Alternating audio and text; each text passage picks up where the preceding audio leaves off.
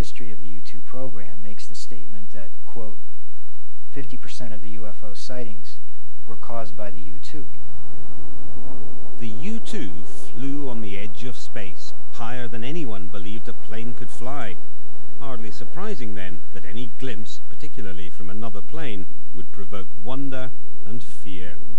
But if the U-2 debacle proved one thing, it was that unless your secret craft actually crashes, alien flying saucers make a fantastic cover story.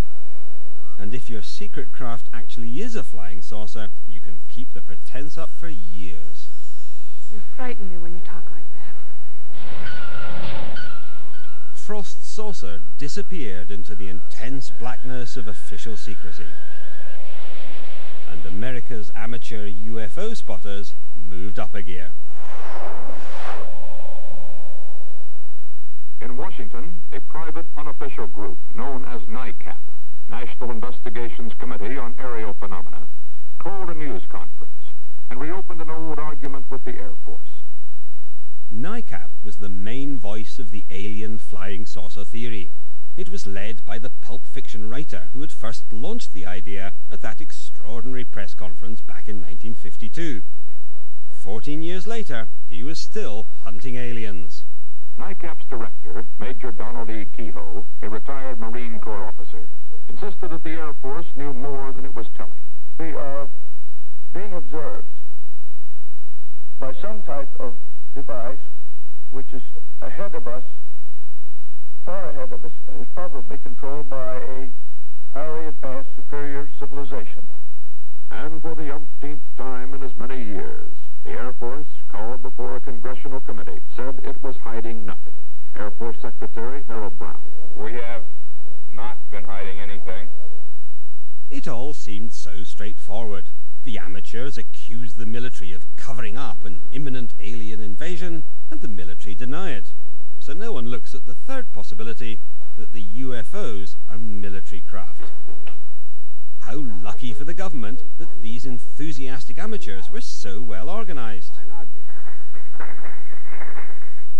We believe that UFOs are real, that they are from outer space, and that they are intelligently controlled. Except their organization wasn't a product of luck at all. NICAP was led by men from the shadows. Board members included Roscoe Hillenkoetter, the CIA's first director, and a CIA operative, Bernard J.O. Carvello.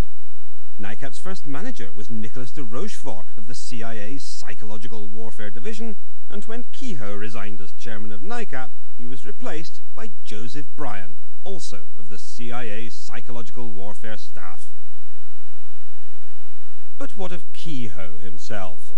These things were interplanetary spaceships. Was he a genuine believer in alien flying saucers, or did he have any connection with America's military research into German flying saucer technology? One man who might know was the German saucer engineer Andreas Epp, who'd gone over to the Americans. In an interview recorded in 1997, he came up with a remarkable answer to this question. Glauben Sie, dass die Amerikaner ihre Flugscheibe geheim halten wollten? Von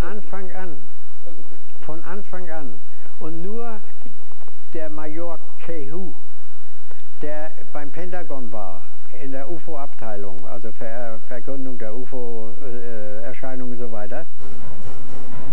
But whoever was behind the campaign to propagate the alien myth, it was spectacularly successful. Nowhere more so than in the land of dreams.